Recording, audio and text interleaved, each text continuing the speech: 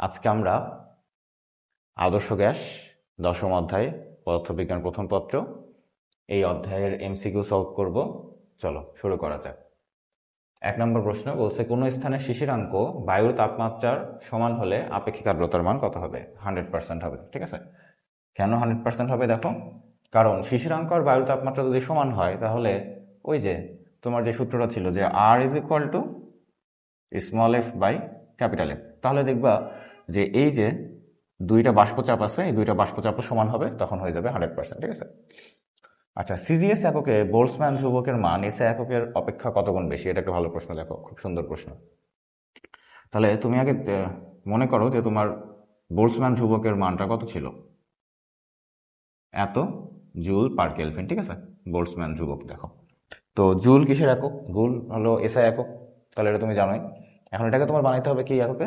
নিয়ে যেতে হবে হলো সিজিএস এককে। ঠিক আছে, তো সিজিএস এককে সিজিএস কি হয়? সেন্টিমিটার গ্রাম সেকেন্ড। তো সিজিএস এককে তুমি দেখো, যদি এটাকে আমি একটু ভাঙায় লিখি, এইভাবে চিন্তা করো যে জুলকে কি লেখা যায়? যে নিউটন মিটার আর পার কেলভিন। তো পার কেলভিন কেলভিন চেঞ্জ করা লাগে না, কারণ কেলভিন হলো সব এককেই সেম, তাপমাত্রা কেলভিন এবং সময় সেকেন্ড। আচ্ছা, এখন এই নিউটন থেকে তোমার আসতে হবে কিসে? ডাইনে। ঠিক আছে, নিউটন থেকে ডাইনে আসতে হয়, কারণ সিজিএস এককে বলের একক, সিজিএস এ বলের একক হয় ডাইন। তাহলে ডাইনে যাওয়ার জন্য তোমার কি করতে হবে? 38 ইন্টু 10⁻23। তো নিউটনকে তোমার ডাইন বানানোর জন্য 10⁵ দিয়ে গুণ করতে হয়। 10⁵ থেকে কি হয়? গুণ করলে কি হয়ে যাবে? নিউটনটা ডাইন হয়ে যাবে।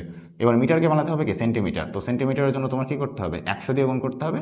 তাহলে এটা হয়ে গেল ডাইন সেন্টিমিটার। আর ডাইন সেন্টিমিটারকে আমরা একবারে লিখতে পারি আর্গ, আর্গ পার কেলভিন। এই, তাহলে দেখো কত গুণ বেশি হলো? 10⁷। তাহলে এই যে 10⁷। কম্পনরত কণার ক্ষেত্রে স্বাধীনতার মাত্রা পিছু দেখো, কথাটা দেখো যে মাত্রা পিছু বণ্টিত মোট শক্তি। তো স্বাধীনতার মাত্রা পিছু মানে হলো তোমার সূত্রটা কি ছিল? দেখো দেখি, মোট সূত্রের যে F/2 কেটি বা এন কেটি, তো এন নাই, আচ্ছা কেটি। আসো তাহলে এন কেটি এরকম। ঠিক আছে, এখন তুমি খেয়াল করে দেখো যে এখানে এফটা কি স্বাধীনতার মাত্রা না? তাহলে স্বাধীনতার মাত্রা যদি আমরা বাদ দেই, তাহলে আমাদের এখানে কি থাকে? Half Katie. তাহলে অ্যান্সার হবে হাফ কেটি।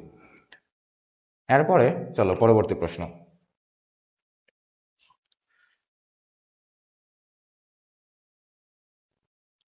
এরপরে দেখো পরবর্তী প্রশ্ন বলছে কি, যে 0°C তাপমাত্রায় একটি পাত্রে কিছু গ্যাস সংরক্ষিত আছে। স্থির আয়তনে কত তাপমাত্রায় গ্যাসের চাপ 0°C তাপমাত্রা 1/3 হবে? এটা তোমরা পারবা। ঠিক আছে, এটা কোন সূত্র আসবে? দেখো, তাপমাত্রার সাথে কার সম্পর্ক? চাপের সম্পর্ক। তাহলে P1/T1 is equal two P2/T2। কিচ্ছু না, প্রথমে 0°C তাপমাত্রা, তাহলে 0°C তাপমাত্রা দেওয়া আছে, তোমার এখানে T2 বের করতে হবে, এটা হলো T1। তো অবশ্যই এগুলোকে কেলভিন বানায় নিবা। আর স্থির আয়তনে, তাহলে আয়তন চেঞ্জ হচ্ছে না, চাপ 1/3 হবে। তাহলে প্রথম চাপটা P1 আর পরের P1 চাপটা P হবে, পরেরটা কি হবে? P/3, 1/3। আচ্ছা, আর্দ্রতা মাপক যন্ত্রের শুষ্ক ও সিক্ত বাল্ব থার্মোমিটারের পার্থক্য, এই কিছু ইনফরমেশন দেওয়া আছে। আসো, কম হলে আর্দ্র আবহাওয়া নির্দেশ করে, হ্যাঁ সঠিক। বেশি হলে শুষ্ক আবহাওয়া নির্দেশ করে, সেটাও সঠিক। হঠাৎ হ্রাস পেলে নিম্নচাপ নির্দেশ করে, সঠিক। 1, 2, 3 তিনটাই হবে। আচ্ছা, তারপরে 6 নম্বর কি বলছে? যে স্থির চাপে গ্যাসের তাপমাত্রা বনাম ঘনত্বের লেখচিত্র নিচের কোনটি? আচ্ছা, তাপমাত্রার সাথে ঘনত্বের সম্পর্কটা কি? তাপমাত্রা বাড়লে কি হবে? তাপমাত্রা বাড়লে অনুপরমাণুগুলা দূরে দূরে চলে যাবে, ফাঁকা ফাঁকা হয়ে যাবে। তো ফাঁকা হয়ে গেলে কি হবে? ঘনত্ব কমে যাবে। তাহলে কি সম্পর্ক? ব্যস্তানুপাতিক, সোজা হিসাব। তাপমাত্রা বাড়লে ব্যস্তানুপাতিক। তো ব্যস্তানুপাতিক সম্পর্ক হলে তোমরা আগে থেকেই জানো যে লেখচিত্র কেমন হয়? লেখচিত্র হয় অধিবৃত্তীয়। তাহলে এটা অ্যান্সার। ওকে, চলো পরের কোশ্চেন। পরে যাই আমরা। দেখো এই পাশে এখানে একটা উদ্দীপক দেওয়া আছে, বলছে 7 নম্বর কি বলছে? যে বি সিলিন্ডারে হিলিয়াম গ্যাসের আয়তন কত? তাহলে এখানে ইনফরমেশনগুলো বোঝা যাচ্ছে না? ইনফরমেশনগুলো খুব কঠিন কিছু না, সহজ, এগুলো তোমরা পারবা। ঠিক আছে, তাপমাত্রা দেওয়া আছে, চাপ দেওয়া আছে, ভর দেওয়া আছে 8 গ্রাম। তাহলে এখানে তুমি সূত্র ইউজ করবা কোনটা? PV is equal to NRT. তাহলে PV is equal to NRT, এখান থেকে তুমি বের করতে ফেলতে পারবা আয়তন। নিচেরটা কি বলছে? বি সিলিন্ডারের হিলিয়াম গ্যাসের গতিশক্তি এ সিলিন্ডারের গতিশক্তি কত গুণ? তাহলে দুইটার গতিশক্তি বের করো। কিভাবে গতিশক্তি বের করবা? দেখো, এ বাই বি। তাহলে তুমি জানো যে 3/2 এনআরটি, আবার এখানে 3/2 এনআরটি। আচ্ছা, দুইটার ক্ষেত্রে দেখো এন দুইটার ক্ষেত্রেই একই, হিলিয়াম গ্যাস, এবং এর ভরও হলো 8 গ্রাম, আবার এর ভরও 8 গ্রাম। তাহলে 3/2 কাটা যাবে, এন কাটা যাবে, আর কাটা যাবে। তাহলে থাকবে কি? শুধু তাপমাত্রা টি এ আর টি বি। তাহলে তাপমাত্রা তুমি বসাই দাও। তাহলে তাপমাত্রা বসাই দিলে এই গ্যাসের তাপমাত্রা দেওয়া আছে, ঠিক আছে, আর এই গ্যাসের তাপমাত্রা দেওয়া নেই। এই যে বলে দিচ্ছে দেখো এসটিপি, তাহলে এসটিপি বলে দিলে তো আর কিছু থাকেই না কাজ। তাহলে এর তাপমাত্রা 127 প্লাস 273, আর বি এর তাপমাত্রা এসটিপি, তাহলে 273, শেষ। তাহলে এবার হিসাব করে দেখো যে কত গুণ হয়, তাহলে সেই হিসাবে অ্যান্সার হবে, ঠিক আছে। আচ্ছা, আমরা যাই পরবর্তী প্রশ্নে। দেখো, বাষ্পায়ন নির্ভর করে না। বাষ্পায়ন তরলের প্রকৃতির উপর নির্ভর করে, তাপমাত্রার উপর নির্ভর করে, বায়ুর তাপমাত্রার উপর নির্ভর করে, কিন্তু আয়তনের উপর নির্ভর করে না। আচ্ছা, গ্যাসের ঘনত্ব ও চাপের সঠিক লেখচিত্র কোনটি? চাপের সাথে ঘনত্বের সম্পর্ক কি? তুমি যদি চাপ বাড়াই দাও তাহলে কি হবে? দেখো, চাপ যদি বাড়াই দাও তাহলে অন্য পরমাণুগুলো খুব কাছাকাছি চলে আসবে, তাহলে ঘনত্ব বাড়বে। তাহলে সম্পর্কটা কি হবে? সমানুপাতিক। চাপ বাড়ালে ঘনত্ব বাড়তেছে, তাহলে সমানুপাতিক সম্পর্ক যদি হয় তাহলে যে প্রথমটা, ঠিক আছে। আচ্ছা,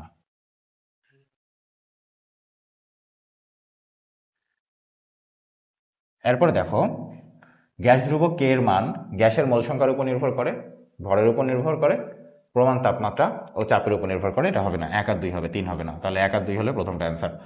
আচ্ছা, দেখো ভালো করে খেয়াল করো যে গ্যাস ধ্রুবকের মান ডিপেন্ড করে কার কার উপর? মোল সংখ্যার উপর ডিপেন্ড করে, একটু মনে রাখো। আর ভরের উপর নির্ভর করে, কার উপর নির্ভর করে? মোল সংখ্যার ভর। প্রমাণ তাপমাত্রা ও চাপের উপর নির্ভর করে না। প্রমাণ তাপমাত্রা না, নর্মাল তাপমাত্রার উপর নির্ভর করে, কিন্তু প্রমাণ তাপমাত্রা ও চাপের উপর নির্ভর করে না। আচ্ছা, তাহলে এরপরে কি বলছে? আপেক্ষিক আর্দ্রতা। এটা তো পারবে, এটা আমি করে দিব না, এটা খুবই সহজ। আপেক্ষিক আর্দ্রতার অঙ্ক তো তোমরা করে আসছো অনেক। যে আপেক্ষিক আর্দ্রতা বের করতে বলছে, তাহলে তুমি কি করবে? দেখো, এই যে বায়ুর তাপমাত্রা দেওয়া আছে, তাহলে বায়ুর তাপমাত্রায় বাষ্পচাপ কত? এই যে 20 ডিগ্রি সেলসিয়াসের জন্য কত হবে? যে এটা। এরপরে আবার শিশিরাঙ্ক কত? 12.5। তাহলে 12.5 এর জন্য শিশিরাঙ্ক, তা বাষ্পচাপ দেওয়া নাই, তাহলে এই যে 12 আর 13 দেওয়া আছে, এদের মাঝখানে যে পার্থক্যটা আছে সেই পার্থক্য ধরে তুমি হিসাব করবে, ঠিক আছে। আচ্ছা, তাহলে এটা যদি তুমি একবারে করতে চাও শর্টকাটে, তাহলে ওই যে কাজটা তুমি করছো রিটেনে, ওইটাই তুমি শর্টকাটে করতে পারো একবারে। কিভাবে করবা? দেখো, যে 2 ডিগ্রি সেলসিয়াস তাপমাত্রার জন্য পার্থক্য কত হবে? এই যে দুইটা, মানে 9.9 মাইনাস 9.2 ডিভাইডেড বাই 2। আচ্ছা, এখন তোমার দরকার কত? 0.5, তাহলে তুমি তার সাথে 0.5 গুণ করে দাও, 0.5, তাহলে হয়ে গেল একবারে। তাহলে এখান থেকে তুমি যেটা পাবা সেটা হবে স্মল এফ এর মান, আর এটা ক্যাপিটাল এফ হলো যেটা, তারপরে বসে দাও, তাহলে হয়ে গেল কাজ শেষ, ঠিক আছে। এই কাজটা আমরা ঐকিক নিয়মে তুমি যে কাজটা করতে, সেটা আমরা এখানে করছি একবারে। এটাই সেই ঐকিক নিয়মটা, যে 2 ডিগ্রি সেলসিয়াস পার্থক্য, 12 থেকে 13, 1 ডিগ্রি, সরি 1 ডিগ্রির জন্য, তাহলে 12 থেকে 13, তাহলে 1 ডিগ্রি সেলসিয়াসের জন্য পার্থক্য এত, তাহলে 0.5 এর জন্য কত হবে? ঐকিক নিয়মে 0.5 দিয়ে গুণ, তারপরে এখান থেকে যেটা বাড়াবে এর সাথে তোমার ওই যে 12টা যোগ করতে হবে, কত? 9.2, তাহলে 9.2 যোগ করে দিলে এটা কি হবে? স্মল এফ এর মান, ঠিক আছে। তাহলে 9.2 যোগ করে দাও, স্মল এফ এর মান হয়ে গেল, এরপরে তুমি হিসাব করে ফেলো, তাহলে কাজ শেষ। আচ্ছা, এরপরে বলছে নিচের কোনটি সঠিক? বায়ুতে জলীয় বাষ্পের পরিমাণ বেশি থাকলে বাষ্পায়ন বেশি হবে না, জলীয় বাষ্পের পরিমাণ বেশি থাকলে বাষ্পায়ন কম হবে। কম আপেক্ষিক আর্দ্রতার স্থানে শরীরের তাপ কম হারাবে, এগুলো হবে না। তাহলে শিশিরাঙ্কের, হ্যাঁ এই যে এটা লাস্টেরটা সঠিক। যে সমপৃক্ত অবস্থায়, দেখো সমপৃক্ত মানে কি? যতটুকু ক্যাপাসিটি ছিল সেটা তো ফুল অবস্থায় আছেই, তাহলে অবস্থায় তাপমাত্রা বৃদ্ধিতে শিশিরাঙ্কের কোনো পরিবর্তন হয় না। শিশিরাঙ্ক ডিপেন্ড করে কার উপর? শুধুমাত্র জলীয় বাষ্পের পরিমাণের উপর। মনে রাখবা, শিশিরাঙ্ক কার উপর নির্ভর করে? শিশিরাঙ্ক নির্ভর করে জলীয় বাষ্পের পরিমাণের উপর, ঠিক আছে। শিশিরাঙ্ক জলীয় বাষ্পের পরিমাণের উপর নির্ভর করে।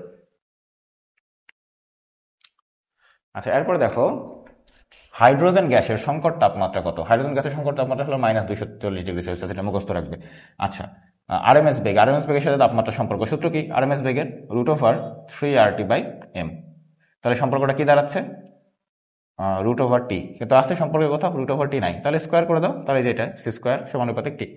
আচ্ছা, এরপরে নিচের কোনটি সমপৃক্ত বাষ্পের বৈশিষ্ট্য নয়? নিচের কোনটি সমপৃক্ত বাষ্পের বৈশিষ্ট্য নয়? তাহলে নিচের কোনটি সম্পৃক্ত বাষ্পের বৈশিষ্ট্য নয়? কোনটি? সম্পৃক্ত বাষ্প বয়েল ও চার্লসের সূত্র মেনে চলে, এটা না, এটা হবে না, এটা বৈশিষ্ট্য না। সম্পৃক্ত বাষ্প বয়েল ও চার্লসের সূত্র মেনে চলে না, অসমপৃক্ত বাষ্প মেনে চলে, ঠিক আছে। এরকম একটা প্রশ্ন পরেও আমরা পাবো হয়তো। চলো, এরকম একটা প্রশ্ন আসছিল এর আগে কোথায় জানি। আচ্ছা, চলো তাহলে পরের প্রশ্ন।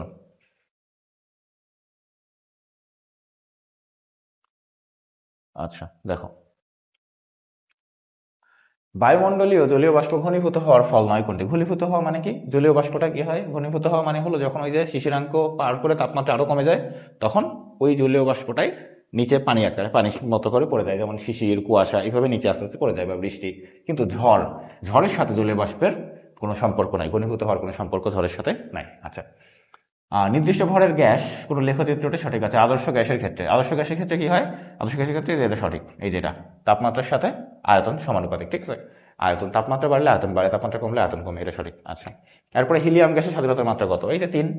হিলিয়াম গ্যাসের। এক পারমাণবিক গ্যাসের জন্য কত হয় 3, দ্বিপারমাণবিক গ্যাসের জন্য 5, আর বহু পারমাণবিক গ্যাসের জন্য 6।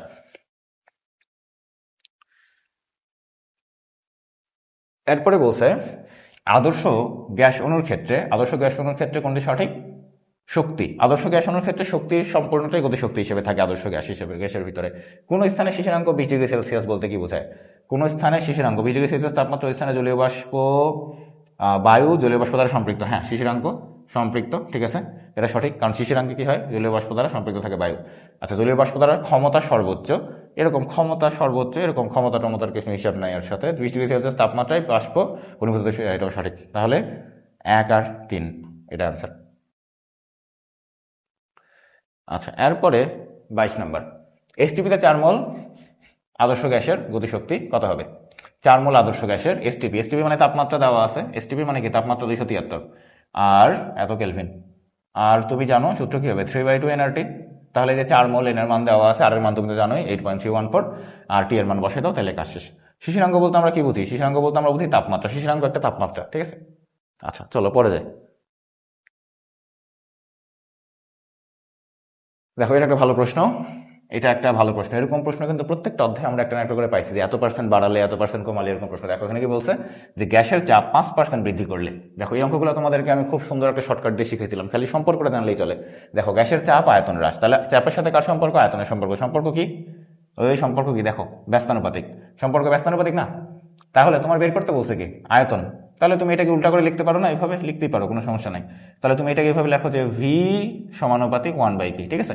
এবার দেখো 5% না, তাহলে 5% কি বৃদ্ধি। দেখো 5% যদি বৃদ্ধি হয় তাহলে কত হবে? 1.5% বৃদ্ধি হলে চাপ কত হবে? 1.05 এটা হবে। আর যেহেতু 1/, আছে তাহলে 1/, করো, দেখো কত ইজি। তাহলে 1/1.05। আচ্ছা, তাহলে এখানে আসছে এইটা হিসাব করার পরে আসছে 0.952324, ঠিক আছে, এরকম। আচ্ছা, তাহলে এইটা কি হলো? পরবর্তী আয়তন। কি হলো? এটা পরবর্তী আয়তন। কিন্তু তোমার কি চাইছে, যে আয়তন হ্রাস কত পাবে? তার মানে আয়তন তো আগে থেকে 1 ছিলই, তাহলে কমে যে এত হয়েছে, তাহলে হ্রাস কত হলো? আসো তাহলে 1 থেকে বাদ দিয়ে দিই, তো 1 মাইনাস অ্যান্সার। তাহলে বাদ দিয়ে দেওয়ার পরে এইটাকে 100 দিয়ে গুণ করে দাও, তাহলে এই যে 4.76 এত পার্সেন্ট, এটা অ্যান্সার, ঠিক আছে। দেখছো, এটা কিন্তু অঙ্ক করা লাগে না। অঙ্ক করলে তুমি যদি রিটার্নে করতে চাও বা অন্যভাবে করতে চাও, তাহলে কিন্তু দুটো সমীকরণ ধরতে হবে, দুটো সমীকরণকে ভাগ করতে হবে, ভাগ করে দিয়ে সেই দুটো সমীকরণ থেকে হিসাব করে এইভাবে আসতে হবে, P1 P2 P2 করে, সেখান থেকে তারপরে আবার পরে বিয়োগ করে দিতে হবে, তো অনেক ঝামেলা। তো এই ক্ষেত্রে তুমি কি করবা, একবারে জাস্ট সম্পর্ক থেকেই দেখো চাপ বাড়াইছো কত? 5%, তাহলে 5% চাপ বাড়ানোর পরে চাপটা হলো কত? 1.05। তাহলে তুমি সেই সম্পর্কে এটা বসিয়ে দাও, সম্পর্কে বসিয়ে দেওয়ার পর তুমি এটা পাইছো, তাহলে এইটা তোমার পরবর্তী আয়তন। এই 5% বাড়ানোর পরে পরবর্তী আয়তন হলো এইটা। তাহলে এই পরবর্তী আয়তন কি কমে গেছে না? 1 থেকে কমে আসছে, তাহলে কতটুকু কমছে? তুমি 1 থেকে মাইনাস করো, মাইনাস করে যেটা পাচ্ছ সেটাকে 100 দিয়ে গুণ করে দিলে পার্সেন্টেজ হয়ে গেল, শেষ। আদর্শ গ্যাসের তাপমাত্রা 20 ডিগ্রি সেলসিয়াস, তারপরে 3 গুণ, আয়তন দ্বিগুণ করা হলে কি হবে? পারবা। আচ্ছা, পিভি গ্রাফ। পি এর সাথে ভি এর সম্পর্ক কি? পি এর সাথে ভি এর সম্পর্ক হলো ব্যস্তানুপাতিক। চাপ বাড়লে কি হয়? আয়তন কমে। তাহলে এই যে এটা ব্যস্তানুপাতিক সম্পর্কটা সঠিক। আচ্ছা, এরপরে এটা তো হচ্ছে না, কারণ পি এর সাথে ভি, ও না সরি, দেখো 1/p, হ্যাঁ তাহলে এটা সঠিক 1/p। তাহলে 1/p এর সাথে দেখো 1/p, তুমি এটাকে লিখতে পারো না এইভাবে 1/p। তাহলে দেখো এই ভি এর সাথে 1/p এর সম্পর্কটা কি? সমানুপাতিক। তাহলে সমানুপাতিক সম্পর্ক হলে কি হবে? মিলবন্ধনীক্রমে সরল লেখা হবে, এইটা হবে না। তাহলে 1 আর 2, 1 আর 2 এটা অ্যান্সার।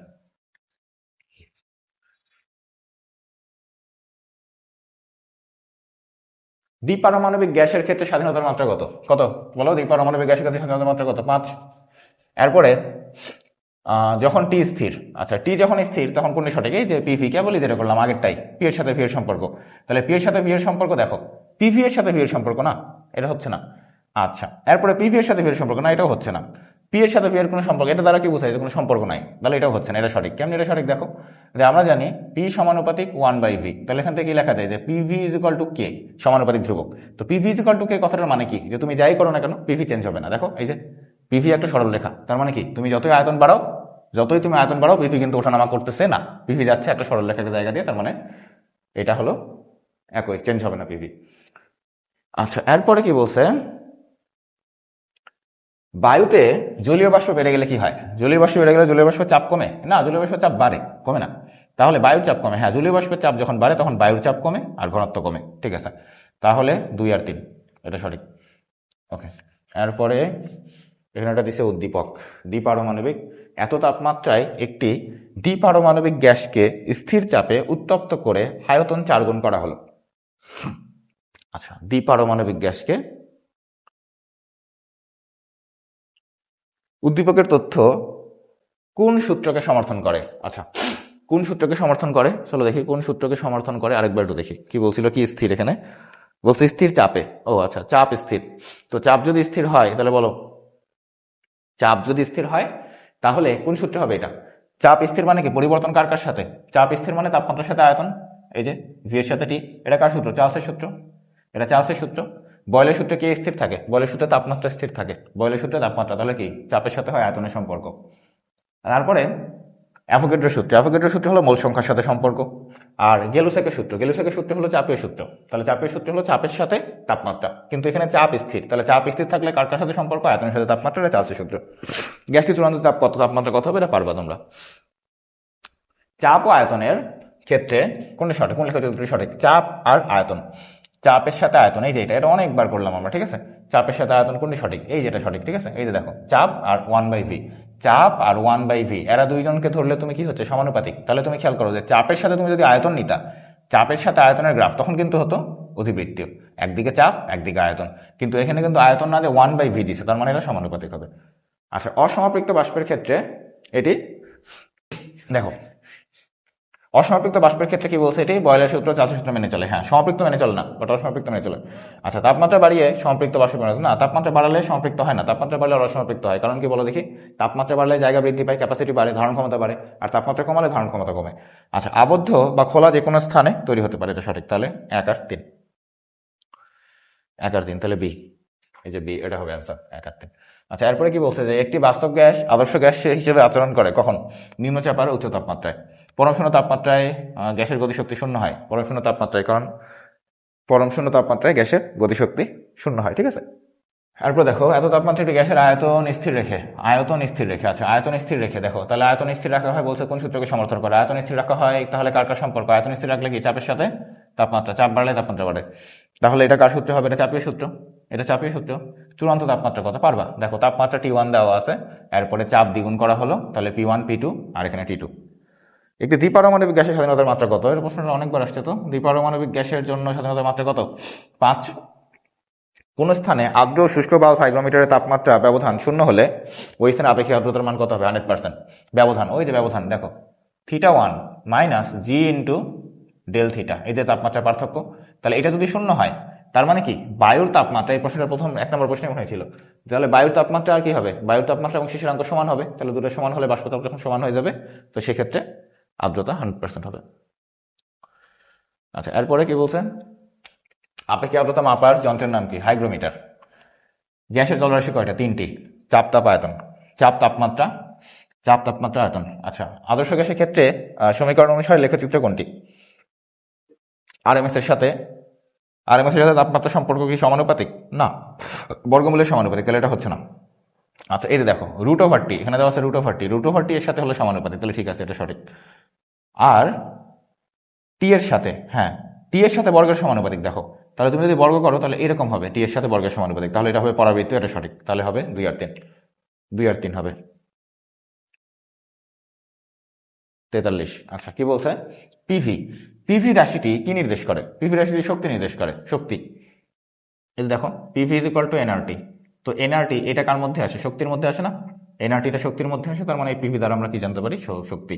যেমন 3/2 এনআরটি, তুমি এই সূত্র তো জানোই, তাহলে তুমি এনআরটি জায়গাতে চাইলে কি লিখতে পারো? পিভি, ঠিক আছে? এই, আচ্ছা, এরপরে চলো, এরপরে কি আছে দেখি। আরএমএস বেগ, আরএমএস বেগের সাথে কার কি সম্পর্ক? আরএমএস বেগের সাথে, এই দেখো, আরএমএস এর সাথে কি সম্পর্ক? দেখো, আরএমএস এর সাথে একটা সূত্র ছিল √3p/ρ। তাহলে পি এর সাথে কি সম্পর্ক? এটা ঠিক আছে, সঠিক। আচ্ছা, টি এর সাথে রতিকটাকে দেখলাম আমরা, সঠিক, এই দুটো ঠিক আছে। আচ্ছা, কোন স্থানের সম্পৃক্ত বাষ্পচাপ ক্যাপিটাল এফ এবং অসমাপৃক্ত বাষ্পচাপ মানে শিশিরাঙ্ক বাষ্পচাপ, এটা small F is equal two দেওয়া আছে ক্যাপিটাল F/3 হলে আপেক্ষিক আর্দ্রতা কত হবে? আচ্ছা, আসো মান বসিয়ে দিই আমরা। তাহলে স্মল এফ এর জায়গায় F/3 আর নিচে এফ, তাহলে কাটাকাটি করলে কি হবে? F/3, তাহলে 1/3, তাহলে 1/3 কই? এই যে 1/3 প্রথম বাইরে অ্যান্সার। তাপমাত্রা স্থির থাকলে আয়তন ও চাপ সম্পর্কে, আচ্ছা তাপমাত্রা যদি স্থির থাকে তাহলে এটা কি বয়লের সূত্র, তাহলে চাপের সাথে আয়তন, তাহলে 1/v, তাহলে পিভি, এই যে পিভির সাথে এটা সঠিক। কারণ কি, এই যে আমরা একটু আগেই বলছিলাম একটা এমসিকিউতে যে পিভি ইজ ইকুয়াল টু কে, তার মানে পিভি চেঞ্জ হবে না। আচ্ছা পি এর সাথে ভি এর সম্পর্কটা ঠিক আছে, হ্যাঁ অতিবৃত্তীয় হবে, যে ব্যস্তানুপাতিক মানে অতিবৃত্তীয়। আচ্ছা 1/p এটাও সঠিক, 1/p হলে তখন মূলবিন্দুগামী সরলরেখা, তাহলে তিনটাই সঠিক, 1 2 3 তিনটাই হবে। 47 নাম্বার তোমরা পারবে। 48টা দেখি। কোন আদর্শ গ্যাসের ক্ষেত্রে অণুর গতিশক্তি ই কে বনাম তাপমাত্রা, তাহলে আচ্ছা গতিশক্তির সাথে সূত্র কি 3/2 nRT না? তাহলে দেখো দেখি এগুলো সব যদি ধ্রুব থাকে তাহলে সমানুপাতিক সম্পর্ক, তাহলে সমানুপাতিক সম্পর্ক হলে কি হবে, মূলবিন্দুগামী সরলরেখা, শেষ।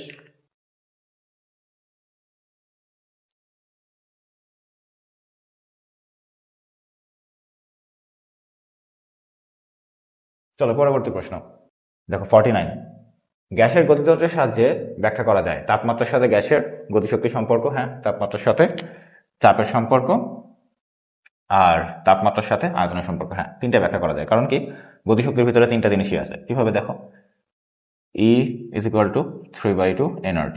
এখানে আবার তুমি চাইলে nRTর পরিবর্তে কি লিখতে পারো, পিভি, তাহলে সবগুলোর সাথে সম্পর্ক ঠিক আছে। আচ্ছা তাপমাত্রায় অণুগুলোর মূল গড় বর্গবেগ, আরএমএস বেগ, আরএমএস বেগ বের করতে পারবে, আমি করে দিব না সূত্র থেকে। আচ্ছা এরপরে এটা দেখো যে কি বলছে, তাপমাত্রা 27°C থেকে এত তাপমাত্রা উন্নীত করলে গতিশক্তি, গড় গতিশক্তি কত বৃদ্ধি পাবে। আচ্ছা দেখো তাপমাত্রার সাথে সম্পর্ক না, তাহলে E2/E1, তাহলে সব কাটাকাটি চলে যাবে, আমি খালি তাপমাত্রাকে রাখলাম যে T2/T1। তাহলে দেখো T2 কত, 227°C, তাহলে 227°C 227 যোগ 273 ডিভাইডেড বাই 27 প্লাস 273, তাহলে কত হবে 500/300, তাহলে কত হয়, কাটাকাটি করলে হয় 5/3, ঠিক আছে। তাহলে 5/3 এটা হলো পরবর্তী অবস্থায় গতিশক্তি। তাহলে বলছে যে বৃদ্ধি, তাহলে বৃদ্ধি পাইছে কতটুকু, 1 থেকে মাইনাস করে দাও, তাহলে 1 থেকে মাইনাস করে দিলে হবে 5/3, সরি বৃদ্ধি না, তাহলে হবে 3 - 1, তাহলে 2/3 ইন্টু 100%, এটাকে পার্সেন্ট করো তাহলে হবে, এটা হবে তাহলে 66.6%। আচ্ছা এরপরে কোনো গ্যাসের চাপ তার একক আয়তনের গতিশক্তির কত অংশ। আচ্ছা আসো, তাহলে শক্তি ইজ ইকুয়াল টু 3/2 পিভি, ঠিক না? তাহলে চাপ একক আয়তনে, তাহলে V1, ভি থাকতেছে না, তাহলে চাপ বলছে, তাহলে তুমি এটা এই পাশে পাঠিয়ে দাও, তাহলে 2/3E, তাহলে এই যে অ্যান্সার হবে 2/3। আচ্ছা কার্বন ডাই অক্সাইড গ্যাসের গতিশক্তির পরিমাণ কত, কার্বন ডাই অক্সাইড গ্যাসের গতিশক্তির পরিমাণ কত, তাহলে তুমি এখান থেকে এটা 3/2 কেটে দিতে পারো, ঠিক আছে 3/2। তবে এখানে এখানে গতিশক্তি বলতে মূলত গড় গতিশক্তি বুঝাইছে, যেহেতু কে দেওয়া আছে, তো এইখানে অ্যাপ্রোপ্রিয়েট অ্যান্সারটা হতো যে 5/2, অপশনে নাই, তো এই জন্য আমরা এটা দিলাম যে 5/2 কেটে হওয়ার কথা ছিল, ঠিক আছে, কিন্তু অপশনে নাই, তো এই জন্য 3/2 কেটে। কোনো তাপমাত্রায় অক্সিজেনের মূল গড় বর্গবেগ, আচ্ছা আরএমএস বেগ আমি করে দিব না, এগুলো তোমরা পারবা, আরএমএস বেগের অঙ্কগুলো খুবই সহজ। আচ্ছা এরপর কি বলছে যে 27°C তাপমাত্রায়, এই যে 27°C তাপমাত্রায় 4 গ্রাম অক্সিজেনের গতিশক্তি কত, এটাও পারবা, 3/2 nRT বসাই দাও, তাহলে হয়ে গেল। তাহলে যে এত গ্রাম দেওয়া আছে, তাহলে যে n সমান তুমি কি লিখবা, যে স্মল m/ক্যাপিটাল M, তাহলে হয়ে গেল 4/32, তাহলে হয়ে গেল n এর মান, আর এই যে t এর মান দেওয়া আছে, r এর মান তো তুমি জানোই। আচ্ছা লেখচিত্র দুটি কোন সূত্রকে সমর্থন করে, পিভি এর সাথে পি, কোন সূত্র বলো, বয়লের সূত্র। আচ্ছা চলো পরবর্তী প্রশ্ন কি বলছে, যে পিভি ইজ ইকুয়াল টু ধ্রুবক, একই একই একই বয়লের সূত্র। আচ্ছা তাপমাত্রায় স্থির চাপে কাকে তুমি স্থির রাখছো, চাপ, আচ্ছা স্থির চাপে তাপমাত্রা T1, তারপরে আয়তন 3 গুণ করা হলো, তাহলে ভি, টি আর ভি এর সাথে Vn/T1 is equal two V2/T2 পারবা। আচ্ছা আয়তন শূন্য হয় কোন তাপমাত্রায়, আয়তন শূন্য হয় কোন তাপমাত্রায়, পরম শূন্য তাপমাত্রা, তাহলে পরম শূন্য তাপমাত্রা কোনটা, এই যে এটা -273°C। আচ্ছা 27°C তাপমাত্রা একটি হিলিয়াম অণুর গতিশক্তি কত হবে, তাহলে একটি হিলিয়াম অণুর গতিশক্তি কত হবে 27°C তাপমাত্রায়, চলো এটা করি।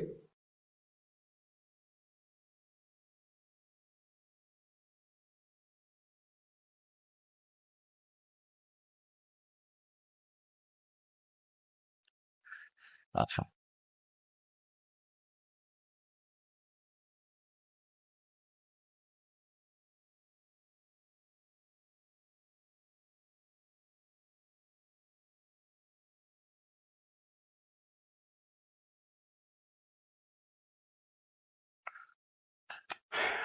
তাহলে 27°C তাপমাত্রায় একটি হিলিয়াম অণু বলছে না। তাহলে দেখো চলো 27°C তাপমাত্রায় একটি হিলিয়াম অণুর গতিশক্তি কি হবে। তাহলে আমরা সূত্র জানি যে 3/2, যেহেতু বলছে একটি হিলিয়াম অণুর গতিশক্তি, তো এখানে নিব একবারে কেটে, ঠিক আছে। তাহলে 3/2 কে দেওয়া আছে যে বোল্টজম্যান ধ্রুবক, আর টি এর মান বসাই দাও 27°C। তাহলে যে বোল্টজম্যান ধ্রুবক বসাবা এখানে 27°C, তাহলে বসাবা 300 কেলভিন বসাই দাও, তাহলে যেটা অ্যান্সার আসে সেটা। আচ্ছা, প্রমাণ চাপ নির্ণয়ের ক্ষেত্রে কোনটি সঠিক? প্রমাণ চাপ, এই যে চাপের মান এটা, এই যেটা তুমি জানোই 101325, তো এটাকে এইভাবে লিখছে 10⁵ করে।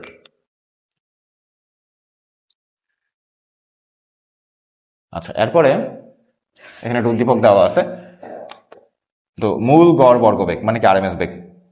আচ্ছা, তাহলে আরএমএস বেগের জন্য দেখো তিনটা মান দেওয়া আছে, যে 15, 20, 25। তো আরএমএস বেগ কেমনে বের করে? বর্গ করে আগে গড় করতে হবে, ঠিক আছে। বর্গ করে করলাম আমরা গড়, ডিভাইডেড বাই, তারপরে তিনটার জন্য 3 দিয়ে ভাগ, তারপরে রুট। কত হয় দেখি চলো।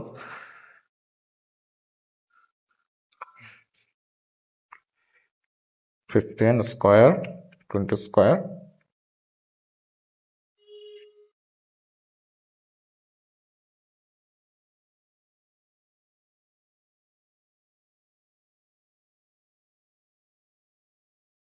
20.41, ঠিক আছে, এই যে এটা আছে।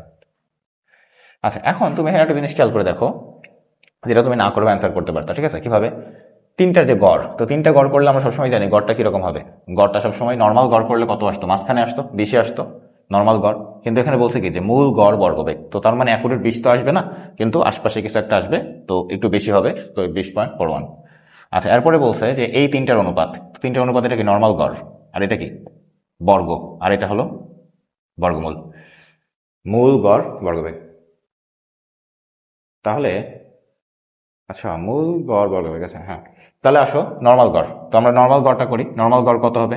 নর্মাল গড় কত? 20 হবে, ঠিক আছে। নর্মাল গড় 20 হবে, তাহলে 20 হয়ে গেল। আচ্ছা, এরপরে হলো এই রুটটা যদি তুমি বাদ দিয়ে দাও, রুটটা তুমি বাদ দিয়ে দাও, তাহলে তুমি এই যে এই মানটা পাবা এইটা। তাহলে আমাদের যেটা আসছে এটা যদি আমরা স্কোয়ার করে দিই, তাহলে আসে 416.67। আচ্ছা, এরপরে আরেকটা তো আমরা বের করছি, ওটা একবারে লিখে ফেললাম যে 20.41। তাহলে এবার তিনটাকে যদি আমরা 20 দিয়ে ভাগ করে দিই, তাহলে এটা আসে 1, এটা ভাগ করলে কত হয় দেখি, তাহলে আসে 20.83, আর এটাকে ভাগ করলে কত হয় 0.41 ভাগ 20, তাহলে 1.02। তাহলে এই যে এটাই হলো আমাদের অনুপাত, তাহলে কোনটা মিলছে, এটা অ্যান্সার, ঠিক আছে। বুঝতে পারছো? তাহলে একটা হয় নর্মাল গড়, নর্মাল গড়কে তিনটা যোগ করে 3 দিয়ে ভাগ, তাহলে ওটা সবসময় 20 মাঝখানেরটাই আসবে, এটা আমরা জানি। আচ্ছা, আরেকটা হয় কি যে গড় বর্গবেগ, গড় বর্গবেগ, তার মানে বর্গ করে তার গড় করতে হবে, তাহলে এইটা হলো মাঝখানেরটা। আরেকটা হলো যে গড় বর্গবেগের বর্গমূল, ওটা কেমন হয় যে এর উপরে রুট করে দিলেই হয়ে গেল, তাহলে ওইটা আসছে এটা। এবার তিনটাকে আমরা 20 দিয়ে ভাগ করে দিয়েছি, ভাগ করে দিয়ে এই অনুপাতটা পাওয়া যায়। আচ্ছা, এরপরে চলো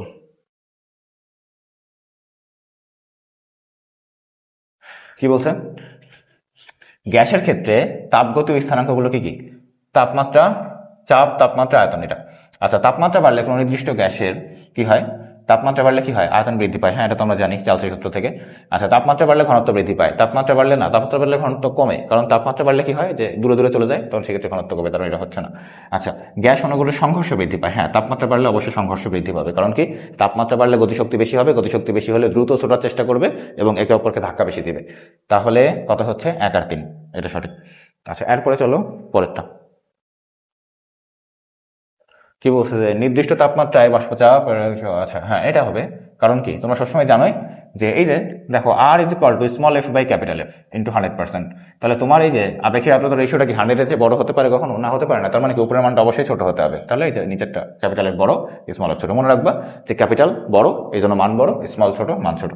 আচ্ছা, আর এর সঠিক মান নিচের কোনটি? আর এর মান, তাহলে দেখো একক, ঠিক আছে।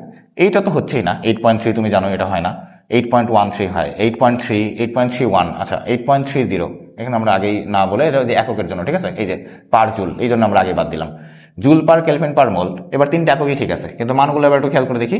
8.13 হয় না, আচ্ছা 8.31 হয়, তাহলে দেখো দুইটাই কিন্তু 8.31, এটাও এটাও, তাহলে এখানে এইটা অ্যান্সার হবে, এটা হবে না। কেন হবে না? দেখো এই যে মোল আছে, কিন্তু মোল ইনভার্স 1 হয়, ঠিক আছে, জুল পার কেলভিন পার মোল এরকম হবে।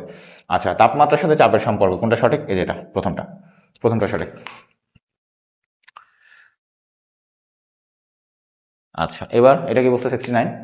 বলছে যে T1 T2 T3 হলে T1 বড়, তো বড় হলে তুমি জানো যে যেটা বড়, যে রেখাটা বড় সেটা একটু বেশি খাড়া হবে, ঠিক আছে, তার ঢাল বেশি হবে, তাহলে এটা অ্যান্সার। আচ্ছা, এরপরে কি বলছে যে চাপ, আয়তন ও গতিশক্তির মধ্যে সম্পর্ক নিচের কোনটি?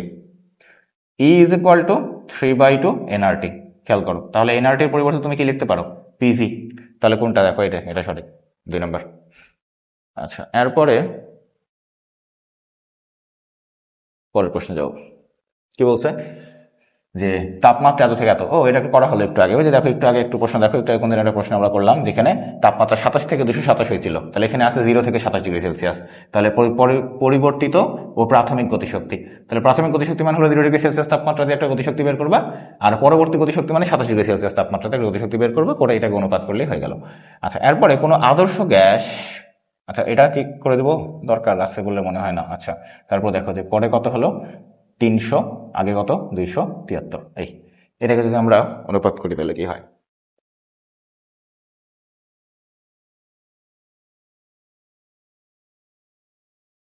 ও 100/91, তাহলে 100/91, এই যেটা, এটাই আছে।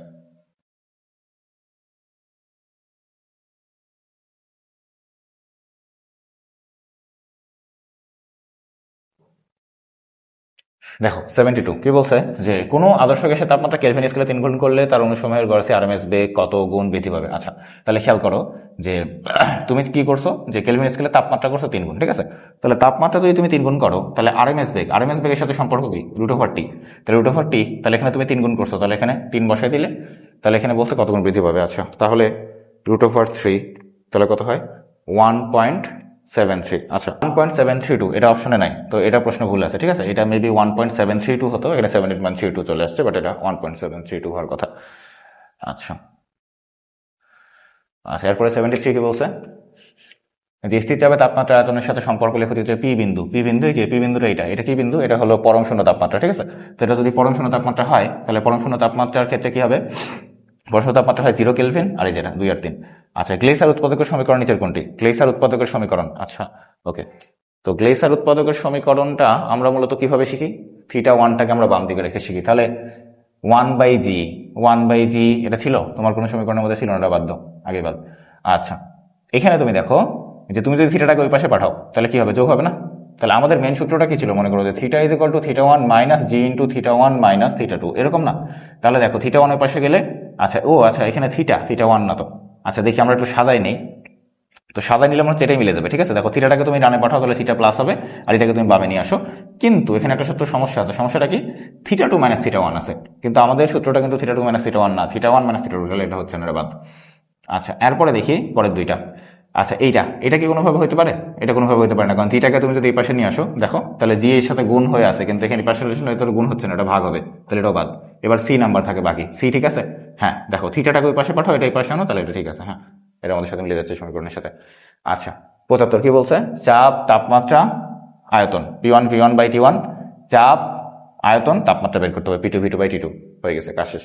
অর্থাৎ একক চেঞ্জ করার প্রয়োজন নেই। দেখো এটাও সিসি আছে, এটাও সিসি, তারপর এটাও নিউটন/মিটার স্কয়ার, এটাও নিউটন/মিটার স্কয়ার, তাহলে তোমার একক চেঞ্জ করা লাগবে না, তুমি বসিয়ে দেবে ডিরেক্ট, তাহলেই হবে। আচ্ছা, এরপরে 76 কি বলছে দেখো, বলছে যে বায়ুর প্রতি একক আয়তনে উপস্থিত জলীয় বাষ্পের ভরকে কি বলে? বায়ুর প্রতি একক আয়তনে উপস্থিত জলীয় বাষ্পের ভরকে কি বলে? পরম আর্দ্রতা। একটি পাত্রে রক্ষিত 3টে গ্যাস অণু আছে, 3, 4, 5 একক বেগ দেওয়া আছে, তাহলে নিচের কোন মানটি বেশি? আচ্ছা, একটু আগে একটু মনে করো তো, আমরা অঙ্ক করে আসলাম না, সেখানে 3টা, একটা আমরা গড় বেগ নিয়েছিলাম, একটা গড় বর্গবেগ নিয়েছিলাম, একটা গড় বর্গবেগের বর্গমূল নিয়েছিলাম। কোনটা বড় হয়েছিল? মাঝখানেরটা বড় হয়েছিল না? যে প্রথমটা আসছিল 20, মনে আছে? মাঝখানেরটা আসছিল 416 সামথিং, তার শেষটা আসছিল 20 সামথিং, তাহলে মাঝখানেরটা বড়, তার মানে কি? গড় বর্গবেগ। তাহলে গড় বর্গবেগ কোনটা? এই যে না, এটা বড় হবে সবসময়। আচ্ছা, এরপরে দেখো 78 নম্বর, এটা খুব মজার একটা প্রশ্ন। দেখো এখানে আরো দুইটা আছে, তো লেখো।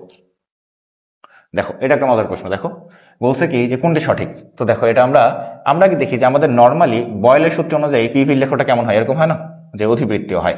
তাহলে এখানে তুমি খেয়াল করো যে অসমাপৃক্ত, আমরা অনেকবার এরকম এমসিকিউ সলভ করে আসলাম, আগে আসছিল, সেখানে বলা হয়েছিল কি যে সমাপৃক্ত অবস্থায় জলীয় বাষ্প বয়েলের সূত্র মানে না, কিন্তু অসমাপৃক্ত অবস্থায় মানে। তাহলে এই যে সোজা গেছে, দেখো এটা কি অসমাপৃক্ত অবস্থা না? তাহলে অসমাপৃক্ত অবস্থায় এই যে এরকম ভাবে উপরে উঠছে, তো এরকম ভাবে যদি উপরে ওঠে, এটা তো আসলে আমাদের কোনো গ্রাফের মধ্যে পড়েই না, এটা আমাদের গ্রাফের পিভির কোনো এরকম গ্রাফ হয় না, এটাও হয় না, এটাও বাদ। আচ্ছা, তাহলে এই দুটার মধ্যে যে কোনো একটা হতে পারে। তাহলে দুটার মধ্যে দেখো এই অবস্থা আছে, এটা দেখো আগে এই অবস্থায় গেছে অসমাপৃক্ত। তাহলে এই অবস্থায় কি যায়, যাওয়া মানে কি, এইভাবে যাওয়া মানে কি, যে বয়েলের সূত্র কি মানছে, মানেনি। কারণ বয়েলের সূত্র মানতে হলে কি হতে হবে, এরকম গ্রাফ হতে হবে অধিবৃত্তীয়। তাহলে অসমাপৃক্ত অবস্থায় মানেনি কিন্তু সমাপৃক্ত অবস্থায় মানছে, না এটা সঠিক না। আমরা জানি যে সমাপৃক্ত অবস্থায় মানে না, কিন্তু অসমাপৃক্ত অবস্থায় মানে, তাহলে এটা সঠিক। ঠিক আছে, আচ্ছা চলো পরের প্রশ্নে যাই।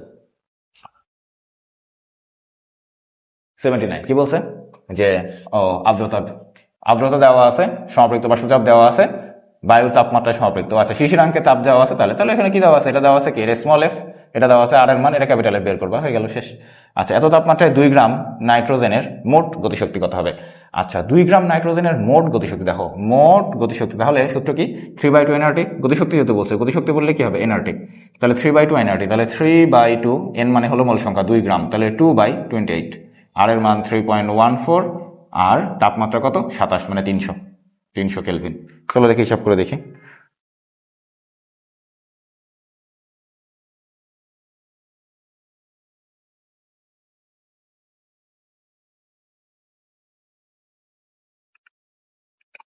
তাহলে কত আসে 267 পয়েন্ট সামথিং, তো এটা আনসার 267 কি বলছে, গ্যাসের অনুসমূহের মূল গড় বর্গমূল মানে আরএমএস পরম তাপমাত্রা কি বর্গমূলের সমানুপাতিক, এটা তো জানেন। আচ্ছা, এরপরে চলো, এরপরে কি বলছে, এরপরে নিচের বক্তব্যগুলোর মধ্যে কোনটি সঠিক, কোনটি সঠিক। সম্পৃক্ত অবস্থায় চার্লসের সূত্র বয়লের সূত্র মেনে চলে না, অসম্পৃক্ত অবস্থা মেনে চলে। অসম্পৃক্ত বাষ্প শুধুমাত্র আবদ্ধ স্থানে তৈরি হয় না, আবদ্ধ স্থানে হতে পারে, খোলা স্থানেও হতে পারে। আপেক্ষিক আর্দ্রতা বেশি থাকলে বাষ্পায়ন দ্রুত হয় না, আপেক্ষিক আর্দ্রতা বেশি থাকলে বাষ্পায়ন আস্তে ধীরে হয়। কারণ আপেক্ষিক আর্দ্রতা বেশি থাকা মানে কি, জলীয় বাষ্পের পরিমাণ বেশি, তাহলে পরিমাণ বেশি থাকলে কি বাষ্পায়ন বেশি হবে, তাড়াতাড়ি কাপড় শুকাবে না। তাহলে শিশিরাঙ্কে জলীয় বায়ু সম্পর্কিত বাষ্পচাপ ও বায়ু সমান, হ্যাঁ এটা সঠিক। দেখো শিশিরাঙ্কে সমপৃক্ত যে কথা, আর এটা কিন্তু অনেকবার বলা হয়েছে ক্লাসে, যে শিশিরাঙ্কে সমপৃক্ত যে কথা আর বায়ুর তাপমাত্রায় অসমপৃক্ত, মানে বায়ুর তাপমাত্রা যেটা উপস্থিত থাকে, ওই যে উপস্থিত যেটা উপস্থিত থাকে সেটা কি হয়, পরবর্তীতে শিশিরাঙ্কে গেলে সেটাই সমপৃক্ত হয়ে যায়, তার মানে এটা সঠিক। আচ্ছা, এখানে এটা হলো যে সি বার তার উপরে স্কোয়ার, তাহলে এটা কি গড় বর্গবেগ। এটা গ্যাসের গতিতত্ত্বের সাহায্যে কোন সূত্রাবলী সর্বপ্রথম ব্যাখ্যা করেন কে, বার্নলি সর্বপ্রথম গ্যাসের গতিতত্ত্বের সূত্রগুলি ব্যাখ্যা করেন। আচ্ছা, এরপরে নাইট্রোজেনের স্বাধীনতার মাত্রা পারবা, দ্বিপারমাণবিক কত হয়, নাইট্রোজেনের জন্য কত 5 হবে। আচ্ছা, এরপরে কি বলছে যে এখানে চাপ গ্যাসের আয়তন কত, তাপমাত্রা টি দেওয়া আছে, চাপ দেওয়া আছে, স্মল এম দেওয়া আছে, অক্সিজেন থেকে তুমি ক্যাপিটাল এম পাবা, তাহলে এখান থেকে ভি বের করতে হবে, তাহলে P V equal to nRT হয়ে গেল। আচ্ছা, টি তাপমাত্রায় আদর্শ গ্যাসের ক্ষেত্রে একটি অণুর গড় গতিশক্তি। আচ্ছা, টি তাপমাত্রায় আদর্শ গ্যাসের ক্ষেত্রে গড় গতিশক্তি বললে কেটি হয়, তাহলে গড় গতিশক্তি যেহেতু বলছে তাহলে এটা হবে 3/2 কেটি। আচ্ছা, এরপরে পিভি রাশিটি গ্যাসের ক্ষেত্রে কি নির্দেশ করে, পিভি শক্তি নির্দেশ করে, তো শক্তি এখানে অপশনে আছে নাই, তাহলে কাজ, শক্তি আর কাজটা একই। এনটিপিতে হাইড্রোজেনের ঘনত্ব এত কেজি পার মিটার কিউব, অণুগুলোর আরএমএস বেগ নির্ণয় করা আছে, এখানে কোন সূত্র ইউজ করবা, √3p/ρ এটা। আচ্ছা, এরপরে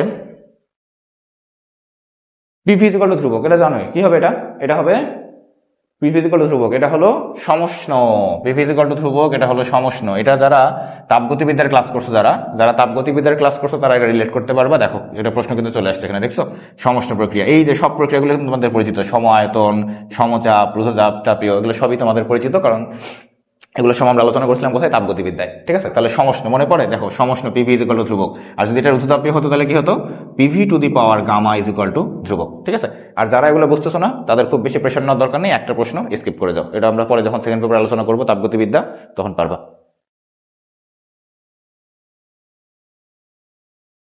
আচ্ছা, দেখো পরের প্রশ্ন, গ্যাস অণুর গড়মুক্ত পথ, গ্যাসের ঘনত্বের গড়মুক্ত পথ মানে কি, গড়মুক্ত পথ মনে আছে, গড়মুক্ত পথ মানে হলো যে একটা গ্যাসীয় অনেকগুলো কোনাকে একটা পাত্রের মধ্যে ছেড়ে দিলে বা একটা জায়গায় ছেড়ে দিলে যখন তারা একে অপরের সাথে সংঘর্ষে লিপ্ত হয়, ওই সংঘর্ষের মাঝের যে ফাঁকা রাস্তাটা, মানে দুইটা সংঘর্ষের মাঝখানে যে রাস্তাটা থাকে সেটাকে বলা হয় গড়মুক্ত পথ। তাহলে গড়মুক্ত পথ কি বলছে যে কার, ঘনত্বের। আচ্ছা, তাহলে তুমি চিন্তা করো যে ঘনত্ব বেশি, যদি ঘনত্ব বেশি হয় মানে যদি সবাই খুব কাছাকাছি থাকে তাহলে কি হবে, তাহলে মুক্ত পথটা কি বেশি হবে না কম হবে, অবশ্যই কম হবে, কারণ কাছাকাছি থাকলে কি ফাঁকা রাস্তাটা কম হবে, তাহলে সেক্ষেত্রে আমরা কি বলবো যে ঘনত্বের ব্যস্তানুপাতিক অবশ্যই। আচ্ছা, 1 পয়েন্ট এত লিটার বায়ুর ক্ষেত্রে মোট অণুর সংখ্যা, এটা পারবা তোমরা। আচ্ছা, এরপরে গড়মুক্ত পথের ক্ষেত্রে নিচের কোনটি সঠিক। আচ্ছা, আরেকটা আছে গড়মুক্ত পথের অঙ্ক, গড়মুক্ত পথের ক্ষেত্রে নিচের কোনটি সঠিক, চলো দেখি কি বলছে, গড়মুক্ত পথ ঘনত্বের, গড়মুক্ত পথ তাপমাত্রার ব্যস্তানুপাতিক, তাপমাত্রা বাড়লে, আচ্ছা তাপমাত্রা বাড়লে কি হয়, অনুপরমাণুগুলা দূরে দূরে সরে যায়। তাহলে তাপমাত্রা বাড়লে কি হয়, দূরে দূরে সরে গেলে ফাঁকা রাস্তা বাড়বে না, তাহলে সমানুপাতিক হবে। তাপমাত্রার সাথে সমানুপাতিক হবে কি, গড়মুক্ত পথ। মানে তাপমাত্রা বাড়লে কি, রাস্তাটা বড় হবে, ফাঁকা রাস্তা বাড়বে বা ফাঁকা জায়গা বাড়বে। তাহলে এটা হচ্ছে না, এটা বাদ। আচ্ছা, চাপের ব্যস্তানুপাতিক মানে কি, চাপ যদি বাড়ায় তাহলে চাপ বাড়ালে কি হবে, কাছাকাছি চলে আসবে, তাহলে কাছাকাছি চলে আসলে কি হবে, গড়মুক্ত পথ কমে যাবে। এটা সঠিক, এটাই সঠিক। কারণ কি, কাছাকাছি যখন চলে আসবে তখন কি, কাছাকাছি চলে আসলে কি হবে, ঘনত্ব বাড়বে। আর ওই যে আগে যেটা আমরা বললাম যে ঘনত্বের সাথে সম্পর্ক কি, ব্যস্তানুপাতিক, যে কাছাকাছি চলে আসলে তখন কি, মাঝখানে ফাঁকা রাস্তাটা কমে যাবে। ফাঁকা রাস্তা মানে তো গড়মুক্ত পথ। আচ্ছা, 6 স্বাধীনতার মাত্রা সম্পন্ন অণুর মোট শক্তি কি হবে, 6 কি হবে, 3 কেটি। ওই যে আমরা সূত্র কি জানি, যে F/2 কেটি, ঠিক না? তাহলে সেক্ষেত্রে কি হবে, 6 বসে দাও, তাহলে কেটি হবে 3 কেটি। আচ্ছা, রেনল্ডস চাপের সূত্র, রেনল্ডস চাপের সূত্রটা কি, যে চাপের সাথে তাপমাত্রা সমানুপাতিক। তো চলো দেখি কি বলছে এখানে। চাপের সাথে তাপমাত্রা সমানুপাতিক, তাহলে চাপ তাপমাত্রা সমানুপাতিক কই, এই যে এটা সি। আচ্ছা, এইটা সিও স্বাধীনতার মাত্রা কত, আগে তোমার এটা বুঝতে হবে যে এক পারমাণবিক গ্যাস, দ্বিপারমাণবিক গ্যাস না বহু পারমাণবিক গ্যাস। কয়টা পরমাণু আছে দেখো, 2টা, তাহলে দ্বিপারমাণবিক গ্যাস কত হবে, 5। ওকে,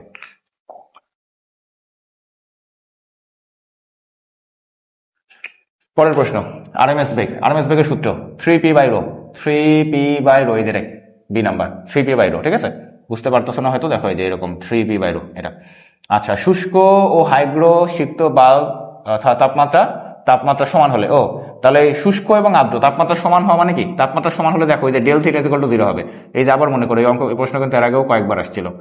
থিটা সমান is equal to θ1 minus G into del theta, মনে আছে? তাহলে এটা যদি 0 হয় তাহলে তখন কি হবে, শিশিরাঙ্ক এবং বায়ুর তাপমাত্রা সমান হবে, তখন আর্দ্রতা হবে 100%। আচ্ছা, হ্রদের তলদেশ থেকে পানির উপরিতলে আসায় ব্যাস 3 গুণ হয়। দেখো এটা খুব সুন্দর প্রশ্ন, এটা কিন্তু আসেই, পরীক্ষায় আসবেই, 100% আসবে, এটা তুমি শিওর থাকো, এই এমসিকিউ পরীক্ষাতে আসবেই। তাহলে ব্যাস যদি 3 গুণ হয়, দেখো আমি শর্টকাট শিখাই দিই, এটা অঙ্ক করে বের করা দরকার না, একটা শর্টকাট আছে। যদি আয়তনের কথা বলে, ভালো করে খেয়াল করো, আয়তনের কথা বললে n-1 ইন্টু 10 বসাবা, এটা আয়তন। যদি বলে যে আয়তন এত গুণ হলো, তাহলে অ্যাকুরেটলি মান না আসলেও কাছাকাছি একটা মান আসবে, ঠিক আছে? আর যদি বলে ব্যাস, ব্যাস এত গুণ হলো, তাহলে তুমি সেটা করবা কি, কিউব করে দিবা জাস্ট। আচ্ছা, কিউবটা কেমনে মনে রাখবা তুমি, খেয়াল করো, কিউবটা তুমি কেমনে মনে রাখবা, কিউবটা মনে রাখবা এইভাবেই, যে কিউব কেন করতেছি, কারণ আয়তন থেকে যখন ব্যাস থেকে আমাদের কি করতে হবে, আয়তন করতে হবে না। তাহলে ব্যাস থেকে যখন আয়তন করবো, তাহলে এখানে কি হয়, পানির বুদবুদ গুলো কি হয়, গোলাকার হয়, গোলক হয়। তাহলে গোলকের আয়তন কি হয়, 4/3 পাই আর কিউব আছে, ওই জন্য কিউব, ঠিক আছে? তাহলে ব্যাস থেকে আমাদের আয়তনে যাওয়ার জন্য কিউব করে তারপরে -1 ইন্টু 10, ঠিক আছে? এটা শর্টকাট, এটা কিন্তু কোনো সূত্র না, ঠিক আছে? এটা জাস্ট খালি শর্টকাট, শুধুমাত্র এই প্রবলেমগুলো সলভ করার জন্য। তাহলে দেখো আবার বলে দিচ্ছি, যদি আয়তন দেওয়াই থাকে তাহলে তোমার কিউব লাগতেছে না। আয়তনই যদি দেওয়া থাকে, মানে যদি বলা থাকে যে আয়তন 3 গুণ হলো, আয়তন 4 গুণ হলো, আয়তন অর্ধেক হলো, এরকম যদি বলা থাকে তাহলে তোমার সেক্ষেত্রে কিউব লাগতেছে না। কিন্তু যদি ব্যাস বলা থাকে, তাহলে ব্যাস থেকে তোমার আগে আয়তনে যাইতে হবে, তাহলে আয়তনে যাওয়া কেমনে, তুমি কিউব করে, তাহলে কিউব করে দিবা। তাহলে কি বলছে, যে 3 গুণ হয়, তাহলে 3 গুণের উপরে তুমি কিউব করো, তাহলে 3 কিউব করলে কত, 27 -1, তাহলে কত হয়, 26 ইন্টু 10, তাহলে 260। এই 260 আশেপাশে যেটা থাকবে সেটা অ্যান্সার, এই যে আছে 265, এটাই অ্যান্সার।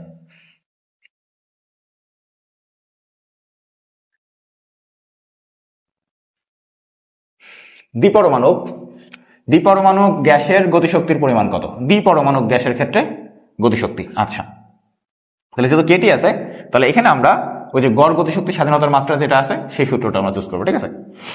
তাহলে 5/2 কেটি, দ্বিপারমাণবিক যেহেতু বলে দিচ্ছে, তার মানে তোমার কাছে ওই জিনিসটাই জানতে চাচ্ছে তারা, দ্বিপারমাণবিক উল্লেখ করে দিয়েছে। 3/2 এতমোল গ্যাসের আদর্শ গ্যাস সমীকরণ, আদর্শ গ্যাস সমীকরণ কি হয়, পিপি ইজ ইকুয়াল টু এনআরটি। তো এন এর জায়গায় কত বসবে, 3/2, তাহলে 2 এর পাশে পাঠাও, তাহলে 2 V is equal two 3RT, 2 V, এই যে এটা 2 V is equal two 3RT। এসটিপিতে সকল গ্যাসের মোলার আয়তন কত, 22.4 লিটার। আচ্ছা, সমপৃক্ত বাষ্পের ক্ষেত্রে কোনটি সঠিক, সমপৃক্ত বাষ্প সঠিক কোনটা, বয়লার চলছে সূত্র মেনে চলে না, অসমপৃক্ত হলে মেনে চলতো, অসমপৃক্ত মেনে চলে। আচ্ছা, এরপরে কি বলছে, যে পরম তাপমাত্রা স্কেলে চাপের সূত্র, পরম তাপমাত্রা স্কেলে চাপের সূত্র মানে চাপের সাথে তাপমাত্রা সম্পর্ক আর কি, এই যে পি সমানুপাতিক টি। চূড়ান্ত তাপমাত্রা আদি তাপমাত্রার কত গুণ হলে কোন নির্দিষ্ট গ্যাসের মূল গড় বর্গবেগ দ্বিগুণ হবে। আচ্ছা, এটা তুমি নিজে করবা। আচ্ছা, কি বলছে, এটা তো ইজি, আদি তাপমাত্রা কত গুণ হলে কোন নির্দিষ্ট সিআরএমএস, তাহলে দ্বিগুণ, তাহলে সম্পর্ক কি দেখো, কত গুণ হলে দ্বিগুণ হবে, 4 গুণ। কি বলছে, যে চূড়ান্ত তাপমাত্রা আদি তাপমাত্রা কত, তাহলে তাপমাত্রা কত গুণ, তাহলে তাপমাত্রা স্কোয়ার করতে বলছে, তাহলে স্কোয়ার করতে বললে কি হবে, এখানে কত বলছে যে দ্বিগুণ, তাহলে স্কোয়ার করে দাও, তাহলে কত, 4 গুণ হবে। অ্যান্সার কত হবে, 4 গুণ।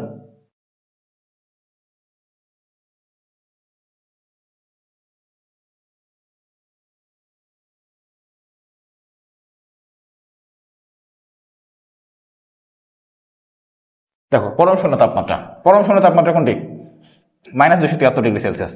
আচ্ছা, কোন স্থানে জলীয় বাষ্প চাপ সম্পর্কে বলা যায়, কি বলা যায়, যে সম্পৃক্ত জলীয় বাষ্প চাপ সর্বাধিক চাপ দেয়। হ্যাঁ সঠিক। অসম্পৃক্ত জলীয় বাষ্প চাপ বয়েলের সূত্র মেনে চলে। হ্যাঁ সঠিক, মেনে চলে। আচ্ছা, বায়ুতে জলীয় বাষ্প চাপ কমলে বায়ুর ঘনত্ব বৃদ্ধি পায়, এটাও সঠিক। তাহলে এখানে তিনটাই হবে, 1 2 3 তিনটে।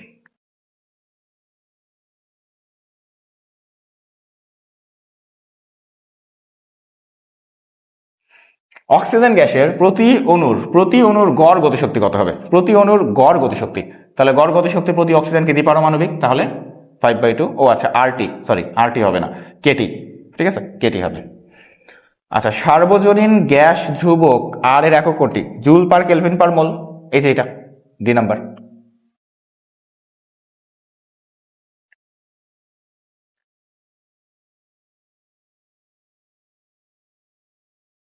আচ্ছা, এগুলো একটু দেখি, এটা একটু দেখি, আগের দুটা পারবা তোমরা। আচ্ছা, এখানে কি বলছে যে জলীয় বাষ্পের ক্ষেত্রে কোনটি সঠিক? জলীয় বাষ্পের পরিমাণ এর উপর স্থানের আবহাওয়া নির্ভর করে না, কুয়াশা সৃষ্ট জলীয় বাষ্প দায়ী নয়। ঘনত্ব শুষ্ক বায়ুর ক্ষেত্রে ঘনত্ব বেশি, জলীয় বাষ্প শুষ্ক বায়ু অপেক্ষা হালকা, এটা সঠিক। জলীয় বাষ্প হলো শুষ্ক বায়ু অপেক্ষা হালকা। গ্যাস কর্তৃক প্রদত্ত চাপ নির্ভর করে চাপ কার উপর নির্ভর করে? চাপ কার উপর নির্ভর করে? ঘনত্বের উপর আর আণবিক ভরের উপর, প্রকৃতির উপর নির্ভর করে না। তাহলে 1 আর 2।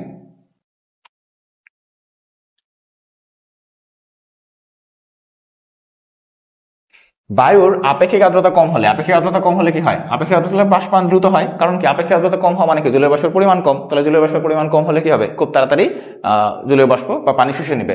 আচ্ছা, আয়তন স্থির রেখে গ্যাসের তাপমাত্রা বৃদ্ধি করা হলে, আয়তন স্থির রেখে, আচ্ছা আয়তন স্থির যদি রাখা হয় তাহলে গ্যাসের তাপমাত্রার সাথে চাপের সম্পর্ক কি? পি সমানুপাতিক টি, ঠিক না? পি সমানুপাতিক টি না? তাহলে কি হবে? তুমি যদি তাপমাত্রা বৃদ্ধি করো তাহলে চাপ বৃদ্ধি পাবে। বায়ুর তাপমাত্রা শিশিরাঙ্কে উপনীত হলে বাষ্পায়ন কি হয়? বায়ুর তাপমাত্রা শিশিরাঙ্কে উপনীত হলে, দেখো বায়ুর তাপমাত্রা, এই যে দেখো মনে আছে, বায়ুর তাপমাত্রা শিশিরাঙ্কে উপনীত হওয়া মানে কি? বায়ুর তাপমাত্রা শিশিরাঙ্ক দুটো সমান, তাহলে কি আর্দ্রতা হবে 100%? তাহলে আর্দ্রতা 100% হলে তখন কি বাষ্পায়ন হবে? হবে না। তাহলে গ্যাসের চাপীয় সূত্রটি কোন রাশিটির মান স্থির থাকে? চাপীয় সূত্রে কিসের পরিবর্তন হয়? চাপ এবং তাপমাত্রার। তাহলে স্থির কে থাকবে? আয়তন। আপেক্ষিক আর্দ্রতা প্রকাশ করা হয়, আপেক্ষিক আর্দ্রতা R is equal to small F by capital F, এটা দুটো দ্বারা প্রকাশ করা যায়। ঠিক আছে, তাহলে 2 ও 3। এক বায়ুমণ্ডলীয় চাপ হলো দুটো একই, দেখো newton per metre square, pascal, দুটো একই জিনিস। তাহলে 1 আর 2 হচ্ছে। আচ্ছা, 3 হবে? হ্যাঁ হবে, 760 মিলিমিটার পারদ হবে, তিনটে, 1 2 ও 3। আচ্ছা, বায়ুতে জলীয় বাষ্পের পরিমাণ কমে গেলে কি হবে? জলীয় বাষ্পের পরিমাণ কমে গেলে বায়ুর ঘনত্ব বাড়বে। হ্যাঁ, জলীয় বাষ্পের পরিমাণ কমে গেলে বায়ুর ঘনত্ব বাড়ে।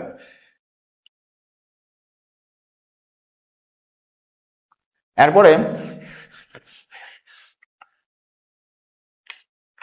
বাস্তব গ্যাস, এরপরে কি বলছে যে বাস্তব গ্যাস বয়লের সূত্র মেনে চলে উচ্চ তাপমাত্রায় ও নিম্ন চাপে। একটি সিলিন্ডারে আবদ্ধ গ্যাসের তাপমাত্রা এত থেকে এত ডিগ্রি সেলসিয়াস তাপমাত্রায় উন্নীত করা হলে চাপ কত শতাংশ বৃদ্ধি পাবে? আচ্ছা, এটা একটা ভালো প্রশ্ন। আচ্ছা, এটা আমরা করবো। দেখো, কোনো পাত্রে আবদ্ধ গ্যাস অণুগুলোর সর্বাধিক সংখ্যক অণুর বেগকে বলা হয় সর্বাধিক সম্ভাব্য বেগ। তাহলে এই অঙ্কটা করবো আসো এখন, যে একটা সিলিন্ডারে আবদ্ধ গ্যাসের তাপমাত্রা বৃদ্ধি করা হয়েছে। ঠিক আছে, আগে ছিল 30 ডিগ্রি সেলসিয়াস, সেটাকে 100 ডিগ্রি সেলসিয়াস তাপমাত্রা নেওয়া হলো। তাহলে এবার চাপ কতটুকু বৃদ্ধি পাবে? তো এটাও আমরা শর্টকাট দিয়ে করার চেষ্টা করবো। ঠিক আছে, তাহলে তাপমাত্রা 100 ডিগ্রি সেলসিয়াস। ঠিক আছে, তাহলে তাপমাত্রা 100 ডিগ্রি সেলসিয়াসে নেওয়া হলো, তাহলে কত হলো? 373 কেলভিন। আচ্ছা, তাহলে আগে ছিল এত। তো এইটাকে শর্টকাট দিয়ে করতে গেলে একটু অসুবিধাই হবে। ঠিক আছে, তো এটাকে যদি আমরা ডিটেলসে করতে যাই তাহলে কি হয়, যে তাপমাত্রা আগে ছিল এত এবং পরবর্তী তাপমাত্রা এত নেওয়া হলো। ঠিক আছে, তো আসো এটা আমরা একটু সূত্র দিয়ে করবো, এটা আমরা শর্টকাটে করবো না। তো সূত্র দিয়ে করলে কি সূত্র লাগবে? তাপমাত্রার সাথে কার সূত্র লাগবে? চাপের। তাহলে P1/T1 is equal two P2/T2। আচ্ছা, তাহলে এখানে আমাদের কি বের করতে হবে? P2 বের করতে হবে, ঠিক না? তাহলে P2 বের করার জন্য T2/T1 ইন্টু P1। আচ্ছা, তাহলে T2 কত? 373 ডিভাইডেড বাই 30, তাহলে 303 ইন্টু P1 মানে P। তাহলে দেখো 373 ভাগ 303, তাহলে কত হলো? 1.23। তাহলে 1.23, সেখান থেকে আমি 1টাকে মাইনাস করে দিব, তাহলে কত আসে 0.23 ইন্টু 100% গুণ করলে 23 পয়েন্ট সামথিং, এই যে এটাই হবে অ্যান্সার। ঠিক আছে, তো এটাও কিন্তু খুব বড় না, এটাও কিন্তু ওই শর্টকাটের মধ্যে। ঠিক আছে, দেখো এখান থেকে আমি যে মানটা বের করছি সেটা কি পরবর্তী চাপ, তো পরবর্তী চাপ এত হলো, পরবর্তী চাপ এত হলো, তাহলে এখান থেকে তুমি একটা বাদ দিয়ে দিবা, কারণ বলছে কি যে কত শতাংশ বৃদ্ধি পাবে, তাহলে আগে কতটুকু ছিল, আগে যে P1 মানে P ছিল, তাহলে সেটাকে বাদ দিয়ে দেওয়ার পরে 100 দিয়ে গুণ করলে 100 দিয়ে গুণ করলে হয়ে গেল। তাহলে আজকের মতো আমাদের এই আদর্শ গ্যাসের মোটামুটি আমরা প্রায় 124টার মতো এমসিকিউ সলভ করে ফেললাম, তো এগুলাই যথেষ্ট হবে ইনশাল্লাহ আশা করি। তো আজকে পর্যন্তই, আবার পরবর্তী ক্লাসে দেখা হবে। আল্লাহ হাফেজ।